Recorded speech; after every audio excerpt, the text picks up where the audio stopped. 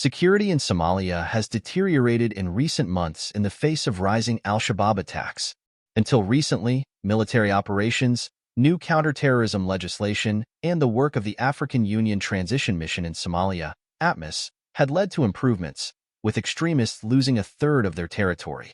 In August 2022, the federal government and clan militias launched Operation Black Lion in response to clan uprisings in the central regions. The offensive, supported by foreign actors, led to the recapture of key territories from al-Shabaab, such as Hirshabelle and Galmudug. However, al-Shabaab has clawed its way back into these spaces in recent months.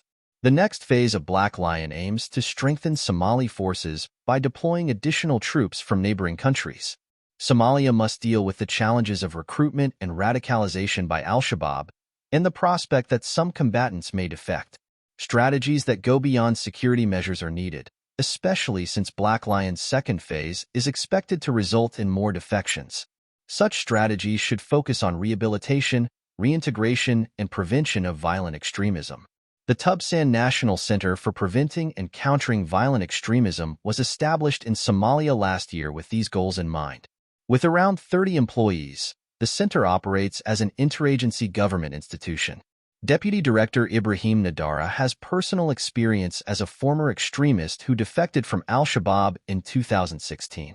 A Tubsan official, who requested anonymity, says the center collaborates with over 21 federal and state agencies to implement the recently finalized strategy against terrorism, which should be rolled out this year.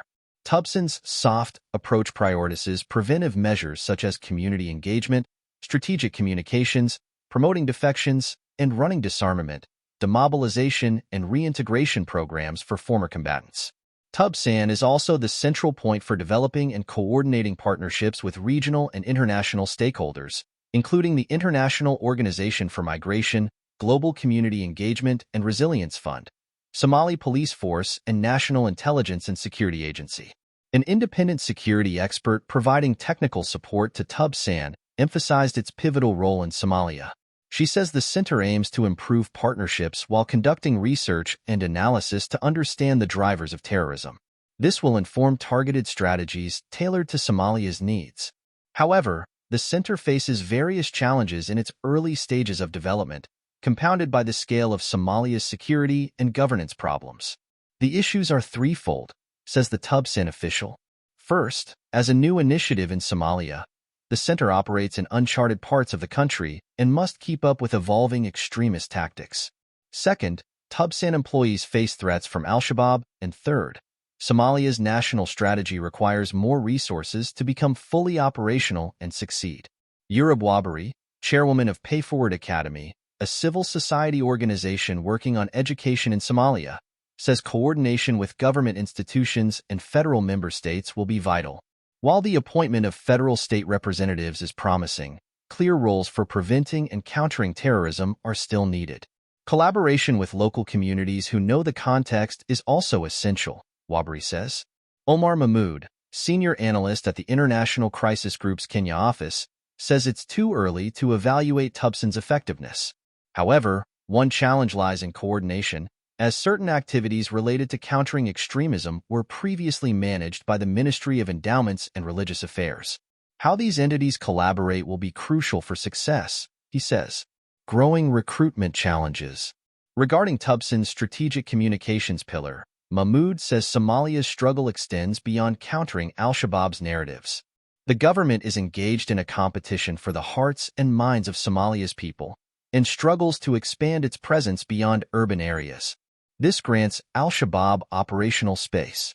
Most al-Shabaab recruitment is rural and clan-based rather than purely voluntary, indicating a less ideological nature. Defections have minimal impact on the movement's strength, however, as recruitment is ongoing, says Mahmood. Mahmood says the center could counter some of al-Shabaab's narratives if properly coordinated within the Somali government and supported by local outreach, but that's just one part of a broader strategy. And the government's struggle with al-Shabaab extends beyond what Tubsan alone can address. Despite the substantial challenges, Tubsan could distinguish itself by recognizing the need for collaboration with local actors, including traditional and religious leaders. This would improve trust and engagement between communities and security forces, alongside efforts to enhance education and awareness about the risks of extremism.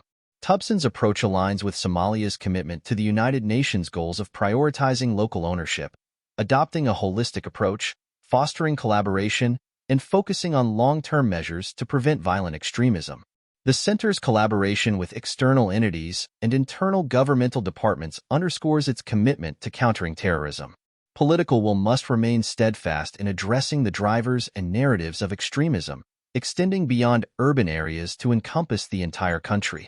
To truly alleviate the drivers of violent extremism, Tubsan's mandate will eventually need to broaden to tackle underdevelopment, socioeconomic marginalization, and human rights abuses by security forces.